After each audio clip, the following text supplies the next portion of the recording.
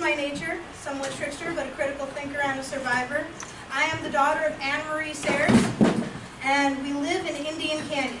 Indian Canyon is 15 miles south of Hollister. It remains to be the only federally recognized sovereign land between Sonoma and Big Sur, or actually Santa Barbara. And Indian Canyon holds a special place in a lot of people's hearts because my mother has opened the land for all Indigenous people in need of land for ceremony.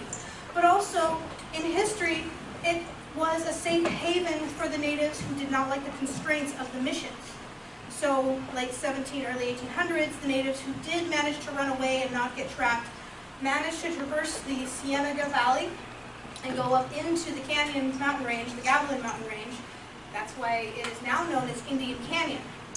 We have our nonprofit organization, Coast-to-Noan Indian Research, who just turned 30 this February, so 30-year-old nonprofit organization that has just been facilitating means of educating the public. So opening the land for all natives in need land for ceremony. We never charge for ceremony, so anyone who comes up for a lodge, for a vision quest, naming ceremony, memorial ceremony, they come open heart, open mind, and just a safe haven.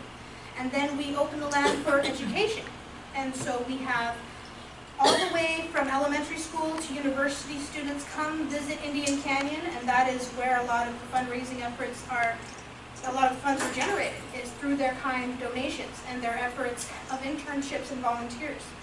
And so I was born and raised in Indian Canyon, off the grid, in the valley, as nature as my babysitter, and I am so very thankful that I had that opportunity, that my mother strove to attain the land, because it's always been in our family. It was allotted to my great-grandfather in 1917 by President Taft, and then after a while it was in trust. Part of it was out of trust and back into trust. So my mom attained the Allotment Act of 1887 to reattain our family's plot. As she was growing up, she traveled the world. And so here I am, her daughter, being groomed to be the next leader of our community right there in Indian Canyon, and I'm striving to bring unity to the community and being a true advocate for truth and history.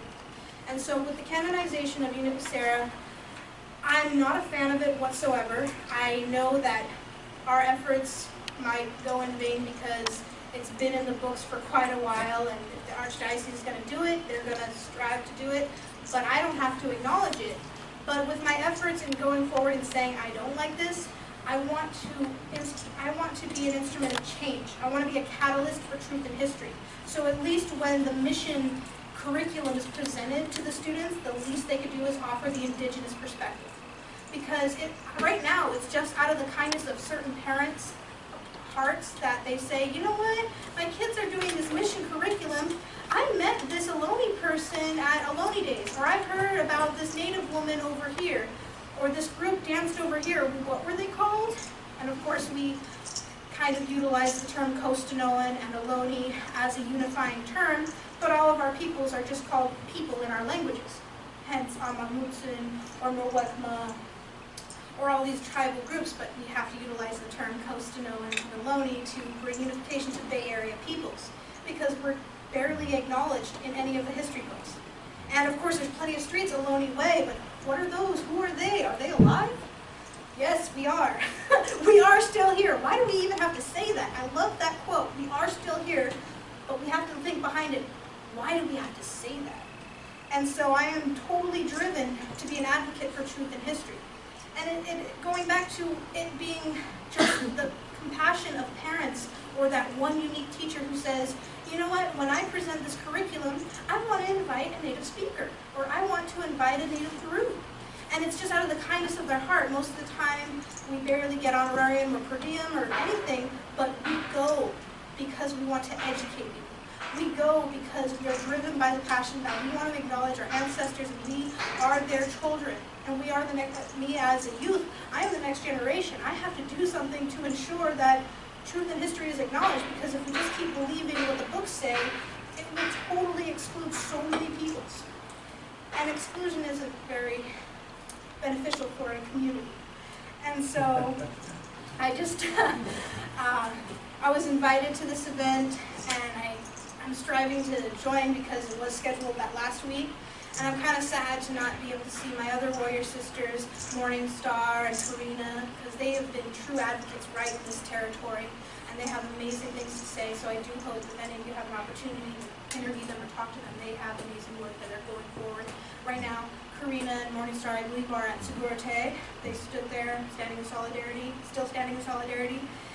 And so we're all striving for truth in history and healing, because the only way we can go forward is to heal.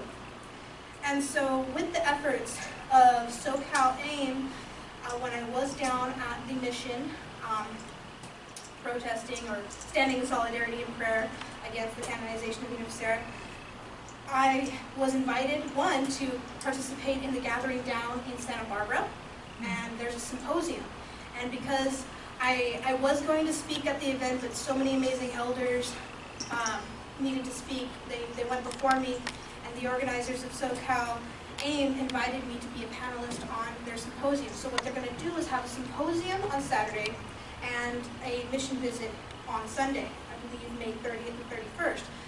And the symposium is for forward thinking, to organize people as a community, to educate the outer community, and also to go forward for healing and education. And I'm like, I love that, because it's not just going to the mission and feeling that weight. Because when you go to those missions, it's very impressive, and it's a toll. Like, it was a great space for the people of the time who believed that. And it was a tough space for the people of the time who didn't believe that. And right now it's a tough place because it carries that history for me. And it's a tough space, especially when the docents aren't telling all of the history. And there's barely any acknowledgement of the original peoples. I live in Indian Canyon. I moved in with my boyfriend into San Juan Bautista. I visited the mission. I'm so very glad the archaeologist Ruben Mendoza had an opportunity to attempt to offer Native peoples' perspective, or at least some reference to Native peoples, but he was under a lot of weight with offering information, what was appropriate, and also there's multiple cultures there because people were trading, and the individual who donated collected other people's baskets and items. And so it's very heavy when you visit there. And so, like, when students come visit Indian Canyon, San Francisco State University has a biannual visit to the canyon, spring and fall. They come to Indian Canyon, but they go to Mission San Juan Bautista first, and the teacher gives them the anti-docent tour. He goes through the mission saying, where's the acknowledgement of the original peoples? Where's the reference of how many peoples were here? How many padres were here? How many military beings were here? And how many Native peoples were allowed to even sing any song, practice any culture or traditions? They weren't. So is there any reference material there? And he gives a very the opposite side biased anti-docent tour. And at the end of that tour, people are very heavy and slightly depressed. And then they go on a caravan and come up to Indian Canyon. And we welcome them. We sing. I share. My mother has a ceremony and honors 4 directions. I sing to them. We have a community potluck. And we immerse them in community knowledge and the focus of culture, and how we are still practicing culture and engaging in community events in our indigenous community. We might have, multicultural indigenous community of all nations. We have people from Canada, people from Mexico. We also have Aboriginal visitors who come to the land and feel a connection to the waterfalls, or who might participate in a lodge. And we even had some Swami people from overseas come visit, and they actually have lodges similar to us. And they came out of the lodge, and they're fair-skinned, blue-eyed, blonde hair, and pink in the face. They're like, oh, your lodges are just like ours. Because they came out of the subterranean lodge. That was half underground, half above. And came out of the lodge, they're just like ours. We honor 4 directions too. And we honor our mother. And I was just like, community, ceremony, healing. We don't have to focus on the anger and hate. But we do need to acknowledge truth in history. And so that is a driven focus of mine. I happen to be an artist, so I do a lot of art and a lot of more soft, engaging media. But as I am focusing with working with Val's cousin, Kirina Luna, and her linguist, I'm working with language revitalization. I designed a coloring book, and revitalizing our community, our youth circle of our community. And just to bring everyone together. We may come from different territories, we may have different languages, we may have different ceremonies that sometimes we may not be able to share with the outer community, but the least we can do as a community is to come together. Similar to this. This is another circle that we're coming together with the same idea that most of us don't really agree with the canonization of the Yembe Sarah. We can't change history, but we can focus on the future. We can focus on the future and just making sure that people are educated. I don't want to denounce anyone's faith or belief, but when it comes to what we learn from, the least we can do is know truth. And so, with that effort, I believe this is gaining momentum with all of these organizations coming together, visiting the missions, be it protesting the missions or the canonization, and coming together as a community. So I know I'm on a symposium down in Santa Barbara, and I believe Val will talk about his potential gatherings, summer solstice. I hope to aid you in whatever way you may need help. And I really do hope right after that we will open the doors of Indian Canyon, open the valley, for the public, to Indian Canyon to facilitate healing. Because Indian Canyon was a safe haven for the Native peoples in the 1800s, it still is today. And why can't it be that it's still going to remain that for the future, but for being an advocate for truth and history? And so the community needs healing, and especially acknowledgement of the Holocaust, because a lot of academics would want to say genocide occurred. I don't know about Holocaust, but really we had post-Columbus, post-missions, post-gold rush. California has a unique history in the oppression of original peoples. But also, people of Turtle Island have a lot of oppression that we're carrying, and a lot of anger that we're carrying. We need to heal from those post-colonial traumas. And to go forward, I am trying to organize a Holocaust healing ceremony, a Native American Holocaust healing ceremony. My goal is to start a 4-year cycle of this ceremony next year, spring equinox. We had our lighting of the flame this spring equinox. We had a gathering in the canyon for those who want to commit to planning and coordinating and facilitating this event.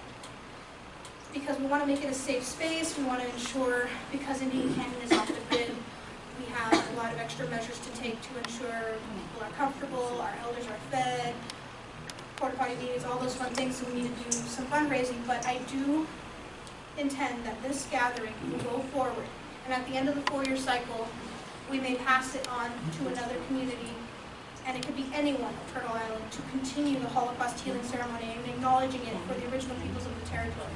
And so the only thing I can do is focus on is going forward in a good way.